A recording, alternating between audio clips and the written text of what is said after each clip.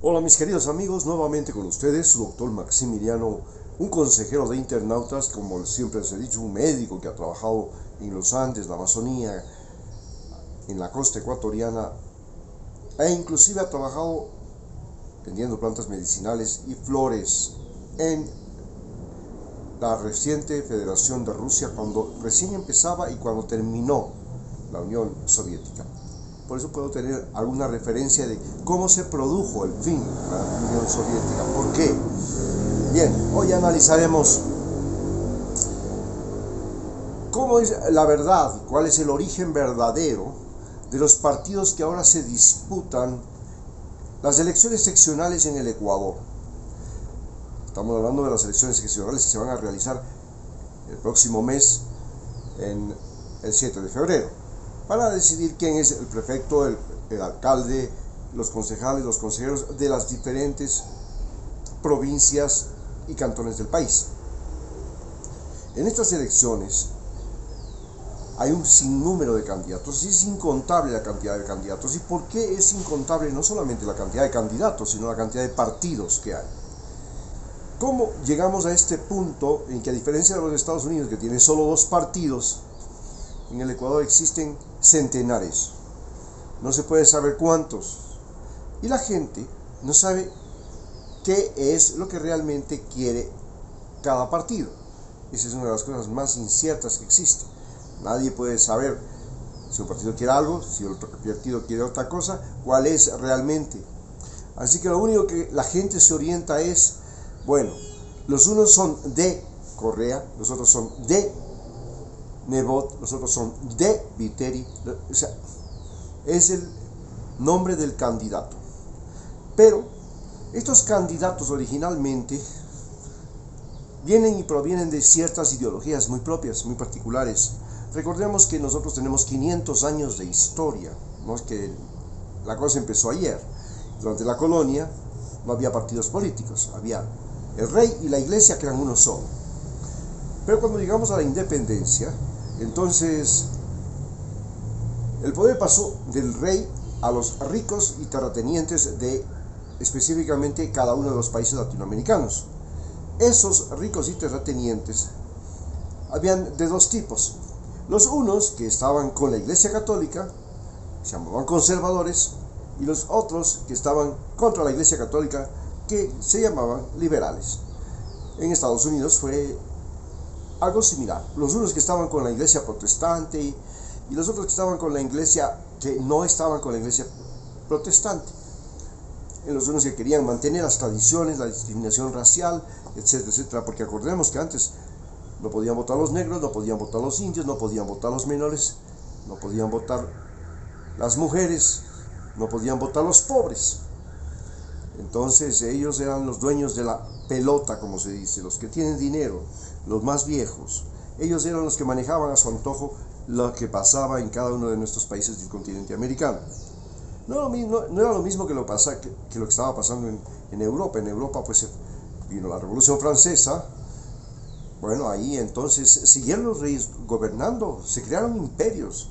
Los imperios continuaron siendo imperios durante un siglo más, hasta que llegaba el año 1917, y ahí sí la cosa se comienza a complicar, porque aparece un nuevo partido, un nuevo movimiento, que es el movimiento comunista, o el socialismo marxista, leninista, stalinista.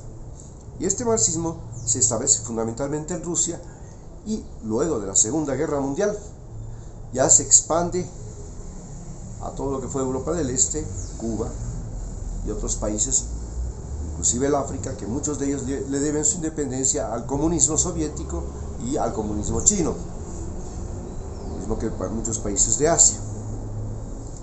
En cambio, en Estados Unidos se siguieron conservando los liberales y conservadores, y hasta el día de hoy sigue siendo la cuestión inquebrantable. Pero la particularidad es que en el sistema de gobierno norteamericano hay una sucesión presidencial. Un presidente no puede durar más de 8 años, puede ser electo una sola vez, y antes sí pudieron hacerlo. Por ejemplo, Delano Roosevelt fue reelecto varias veces, si no me equivoco fue 4 veces reelecto, en la última se murió inclusive en la presidencia, y después de esa muerte se decidió que ya no se podía ser 4 veces presidente, sino una sola.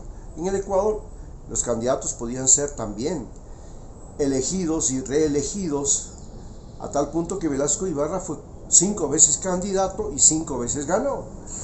Pero,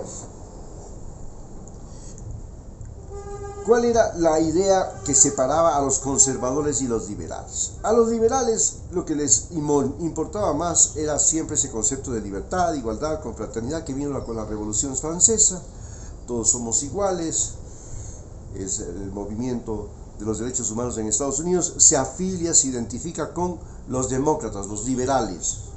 Los conservadores, en cambio, dicen no, la patria es una, Estados Unidos el retorno a la grandeza. Son racistas, discriminadores, machistas, tienen una gran complejidad y bastaba con verle a Donald Trump. Ok, ahí tienen el discurso de Donald Trump. Los latinos son unos ladrones, violadores y asesinos. Entonces, cerremos la puerta. Las mujeres, como las leyes para violarlas, esos eran los conceptos fundamentales de los conservadores. Por supuesto que estos se han ido cambiando a la medida que las mujeres y los negros y las minorías han ido consiguiendo derechos, y entonces ahora ya se guardan la lengua, se guardan los caprichos, los antojos. Pero con el nacimiento del comunismo, para la Gran Depresión, en que además ya aparece la radio, ya habían los periódicos, pero aparece el elemento fundamental nuevo, novedoso, la radio. En el momento en que aparece la radio, y más tarde la televisión, aparece el populismo. ¿Qué es el populismo? Es que todos los individuos se convierten en estrellas mediáticas. Claro, antes no podíamos convertirse en una estrella mediática porque, bueno, la prensa sí, alguna vez sí. Los presidentes de los Estados Unidos, muchos de ellos eran estrellas mediáticas. Pero con el aparecimiento de la radio y la televisión, las estrellas mediáticas y del cine, las estrellas mediáticas se hicieron ya miles, por docenas, por decenas, y apareció lo que ahora llamamos el populismo. Claro, había que ser popular, entonces claro, Ronald Reagan era un actor de cine, presidente. Donald Trump, de televisión, presidente. Había que ser un showman, había que tener carisma, entre comillas, tener popularidad en Estados Unidos. Pero Hitler y Benito Mussolini utilizaron de manera escandalosa los medios de comunicación, la televisión, el cine, las meetings, para hacerse ellos parecer y adorar, hacerse adorar. Este sentido de hacerse adorar, hacer creer que a la gente que ellos son los enviados de Dios, los únicos, los profetas, dio origen a este socialismo de izquierda, porque vale señalar que este tipo de socialismo es muy particularmente de la izquierda, porque el socialismo, el nacionalsocialismo era un socialismo de izquierda, se llamaba nacionalsocialismo del Partido Obrero Alemán, nazi, y entonces era básicamente de los obreros. Y claro, era un momento en que la población, la mayoría de la población eran trabajadores, y eran trabajadores de fábricas, trabajadores manuales. Y estos trabajadores manuales, ser trabajador manual, ser obrero, era un momento en la historia humana donde el ser humano era realmente don nadie, era un apéndice de las máquinas. Las máquinas decidían su suerte y su muerte, trabajaban 14 horas de pie, haciendo siempre lo mismo, en tareas automatizadas, que después fácilmente fueron reemplazadas por las máquinas. Y este fue un lavado cerebral. Los obreros eran gente absolutamente estúpida, y gracias a esta estupidez se pudo crear el populismo y se pudo crear también el comunismo. El comunismo que al mismo tiempo que quería lo mejor para todos, igual educación, igual salud, igual posibilidades, oportunidades y todo, al mismo tiempo convirtió a los seres humanos en apéndice no solamente de las máquinas para producir productos, sino en apéndice de las máquinas de guerra, en carnes de cañón, en gente que ahora puede ser fácilmente sustituida por un dron, por un robot, soldados estúpidos, obedientes y no deliberantes. Esto creó el sistema de industrialización. Ahí nace entonces este sistema populista, donde la gente es lavada el cerebro, donde la gente es seguidora de modas, de maneras, delira por cualquier cosa, delira por un vestido, delira por un cantante, delira por un futbolista, delira por un líder político, delira por una mujer, delira por un hombre. Todos se convierten en seres mitificados, y ese es el origen del populismo. En América Latina el populismo tiene éxito cuando llega justamente, ya pasa la televisión y comienza a llegar ya la internet. Entonces, en este momento en que comienza ya a llegar la internet, estamos hablando ya del siglo XX, surgen los populismos, y los populismos en América Latina son básicamente populismos de izquierda. En cambio, en Europa los populismos se convierten en populismos de derecha, al igual que en Estados Unidos.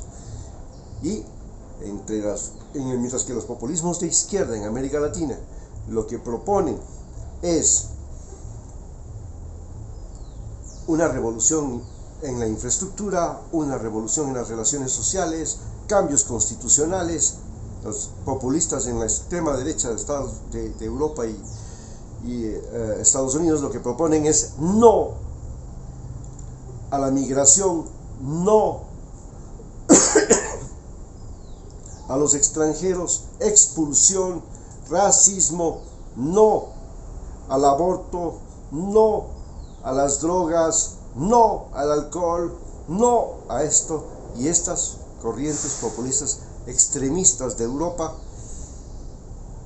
contrastan con las corrientes de izquierda populistas de América Latina y de África, donde lo que proponen es, por el contrario, la gestión colectiva.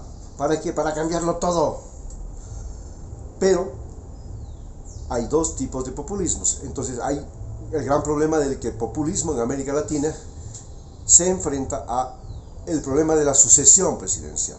Entonces los populistas en América Latina se enamoran del poder y después no quieren aflojar.